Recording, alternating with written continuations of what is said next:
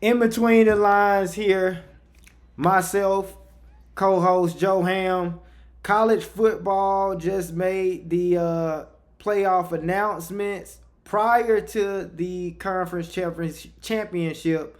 Joe, what's your thoughts thus far? Any shakeups or how you feeling going into this conference championship week? Yeah, no shakeups, Vaughn. There weren't any fireworks. There weren't any alarming placement or rankings from the committee. But it's pretty much intriguing when you look at it that the first eight teams that's ranked one through eight is pretty much a lock. There's only really two spots up for grabs, to be honest with you, when you go 1 through 10, and then Alabama being 9 and Notre Dame being 10. Because when you look at Ole Miss, when you look at Texas A&M, you can look at Oklahoma, Notre Dame, Alabama at this point, they don't have a game to play. Oregon, they don't have a game. They're set. They are in the college football playoff. They're not going to move. The top eight teams are not going to move because who's the ninth and 10th team? That's Alabama and Notre Dame, like I said, but they don't play. Only the top four teams play in this college football playoff, and that's going to be the only movement. So as you look at it, the top four teams being Ohio State, Indiana, Georgia, and Texas Tech, no matter what, if they win their respective uh, conference championship game, they will host it. They will have a bye in the first round. If they lose, then they will host the first round playoff game. So that's what we know about the top four.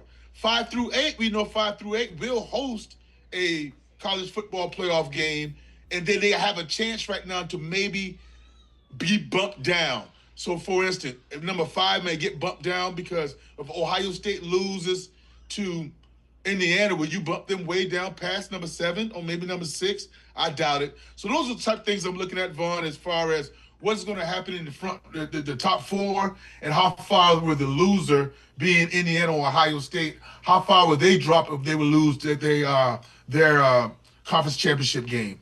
Well, I want to take a second and I'm going to call out a few teams and I want you to tell me if you believe that there's any possibility that they got a chance at making the college football playoff.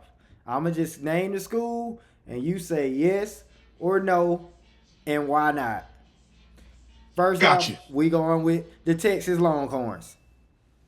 Out of it, cannot make it. The committee has spoken. They don't have a game to play. They have got 3 losses, and they are number 13 right now. So how do you move up to be number 10 at least without playing a game? They have no shot at all. Do they have an argument being that they have 3 wins against top 10 teams in the nation? 2 of the 3 losses is against 2 of the top 5 teams in the nation on the road. Of course, the loss to Florida hurt, but is that a viable argument to where they should say, hey, if things shake up, should Texas be in? Solid football season. You battle through adversity. Arch Manning climbed and played well at the end of the season, but there is absolutely no chance. You do have a gripe about who you beat and the quality of wins, no doubt about that. But in terms of losing three games and the teams that's in front of you that's only lost 2, there's no shot for the Texas Longhorns, in my opinion. Last question on Texas: will this alter? Because at first we a lot of times we say, hey, non-conference plays a big role. Then we got these big powerhouse schools playing each other first week, second week of the season. This could potentially be the reason that Texas does not make the college football playoff, being that they played Ohio State. Will this alter or change from all of the major schools from stepping in that fire early on to kick off the season? Maybe they get a cupcake moving forward. Like, will this change the landscape of the schedules? Maybe not for 2026, that's already locked in. But when it's time to reset 2028, 2029, I think they think twice if in fact it's holding them from making the college football playoff. I don't think it'll interfere with it at all because it's so much to gain from that. And I think Texas is looking back at it. If we didn't lay that egg against Florida. That's the game they're going to want back. Not scheduling Ohio State in a great venue, in a great a test, litmus test to see how good your team is early in the season. I don't think they want that one back. They'll schedule that again. What they'll do is making sure they don't have a team that, like Florida, make sure they take them behind the woodshed and give them a beating like Florida did. That's the thing about it. And when you lose three, it's just hard, man. Very hard to get into college football playoffs with three losses. And that's going to test the Alabama Crimson Tide. And we're going to see what we're going to see what the committee says, that if the Georgia Bulldogs, and I'm sure you were going to bring this up, Vaughn, if the Georgia Bulldogs beat the Alabama Crimson Tide, what do you do with those guys? Because the committee has said continuously that they're not going to drop you. They're not going to drop you below a team that has not played or did not play. So they're sitting at 9 now. How do you move them out of their 9 and they're not playing? That was going to be my next team that I mentioned. Alabama Crimson Tide, Roll Tide. Look like I got the color on here. Do they make the college football playoffs or not? Twofold is yes and no. They are in, no doubt about it, if they lose to Georgia in a close one. 24-27, 31-28, last second field goal, those type of games. If Alabama were to get blown out by Georgia, they are out, completely out. If it's a mismatch, if it's a game that you cannot watch in the fourth quarter, you're getting bored and you flip the channels, that does not bode well for Alabama. I think the committee will drop them out of the college football playoffs. But a close loss to Georgia, and they beat Georgia early on in the season, I think Alabama, with 3 losses, will still get into college football playoffs. Okay, heading over to the ACC, University of Miami Hurricanes. Are they in or are they out? No way they can get in. They're fighting the same thing that the Texas Longhorns are fighting. You're sitting at 12, which would be in right now, but you have to bring in another team from the ACC, or then you have to bring in a team from the non-Power 5. So with that being said, the cutoff line is at 10, and Miami does not fit the boat. Miami cannot control their own destiny. Miami cannot move because they don't have a team. They don't have anybody to play. You have to watch out. Miami is rooting hard right now, I guess, for BYU to get in. If BYU get in, then that would be a situation where Notre Dame, not Alabama, Notre Dame would be out if BYU upsets Texas Tech. Because Texas Tech is number 5. I don't see Texas Tech dropping out past number 8 if they were to lose to BYU. And then I see BYU jumping in to the top 8 or top 6 in the college football playoff. So that's what will throw a wrench into the whole thing, Vaughn, is that if BYU beat Texas Tech, that'll be 2 Big 12 teams. Who would have expected that? 2 Big 12 teams in the college football playoffs. And I remind you, there is a scenario, there is a situation to where you might get 2. You might get 2 non-Power 4 conferences into the college football playoffs when you're talking about the Sun Belt Conference and James Madison, and maybe the American Conference in Tulane, or the American Conference in North Texas. Well, that was going to be my next question. Talking about the city of New Orleans, Tulane University. Are they in or are they out? That's predicated on you asking me to choose the game between North Texas and Tulane, who I think is going to win. I think North Texas, I think they have the better team. And while they might not say it's going to be a distraction, but John Summerall, he was named the interim, or he was named the head coach at Florida.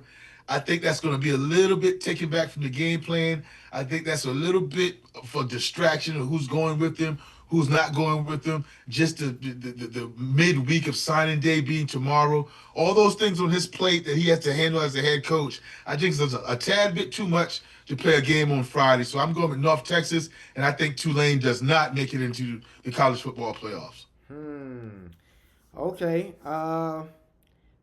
Lastly, did Notre Dame Fighting Irish? Does Notre Dame get in? Oof. Right now, Notre Dame at 10. Notre Dame does get in because I feel that it's going to be all about chalk. And what I mean by chalk, nothing's going to be any major upsets. I think Ohio State is going to take care of Indiana, so that's going to leave Ohio State as a bye. I think Alabama's going to beat Georgia, so Georgia's going to drop out, and that's going to have Duke or maybe the non-Power Five highest ranked team in there for a bye.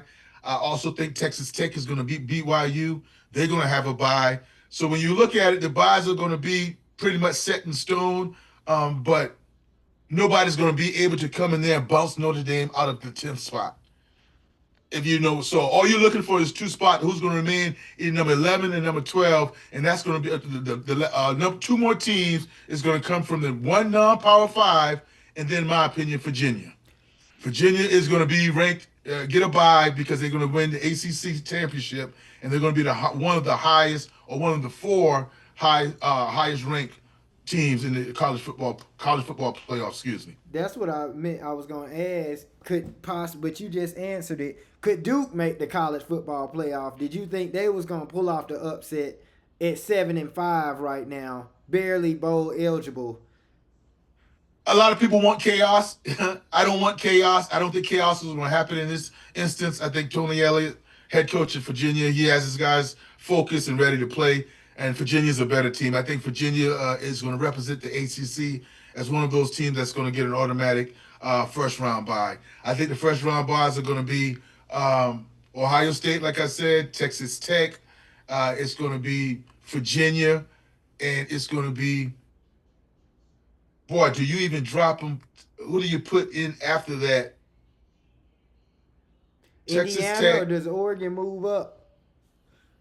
It might be two Big Ten teams. It might be two Big Ten teams because Oregon is sitting at number 5 now. You would have to move Oregon up because they don't play, and you can't drop. You can't have anybody in the top 4 right now lose and stay in the top 4. I would, contrary to that belief, I would think if Indiana loses a close one, being that they beat Oregon this year, Indiana stay in the top 4. They might go from 2 to 4, but they not moving too far. If it's a close one. Okay, Indiana, I can totally understand that. Yes, I can totally understand it. Versus Oregon.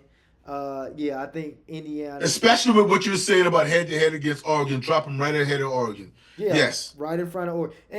And so how much does head-to-head matter? Because Miami, did they beat or lose to Notre Dame this year? Miami beat Notre Dame this year, 27-24. Yeah, so I don't see how and they have the same record. Yes. They both have the same record.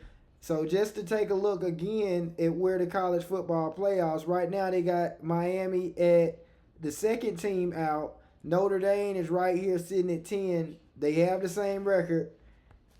I'm not. That's a big argument. That's a very big argument at this point. However, we still got one more week, and neither one of these teams are playing. There you go. That's the key element. That's the sticking point when we're looking at can you move.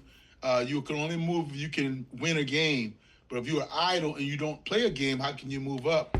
And the thing about Notre Dame and Miami, you make a great point, but they're not close. They're not right beyond each other. That's 2 slots apart.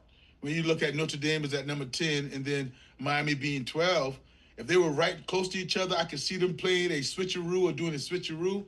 But it's a hard pill to swallow, and the committee has to be consistent here. You have to make sure that you are going to say head-to-head matters. Because in sports, if we all look at it, that's what we're going to look at. That's pure and simple. If they lined up on the football field, that's head-to-head, and that matters. No matter sometimes what happens down the road or who else the common opponents are, whether you blew that common opponent out and this team struggled against the common opponents, yes, that only comes into play when you guys have not played each other.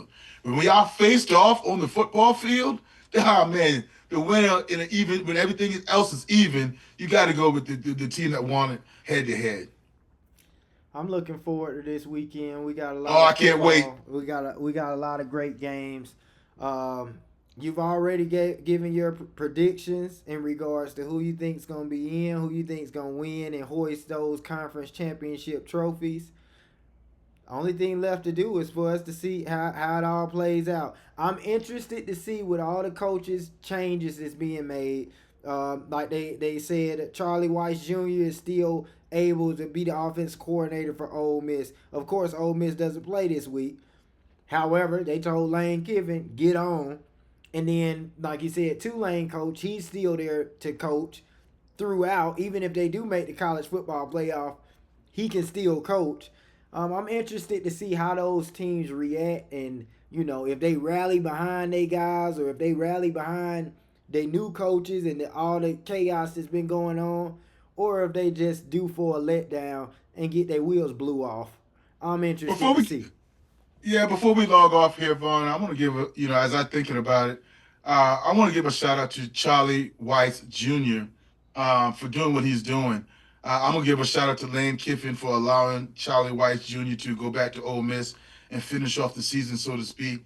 I don't know how the conversation went on. I don't know who talked to who, whether he went in his closet and started praying, whether his conscience got the best of him, and he's saying that I shouldn't have left those my kids, my offense. He was the offensive coordinator, my quarterback, and Shambliss.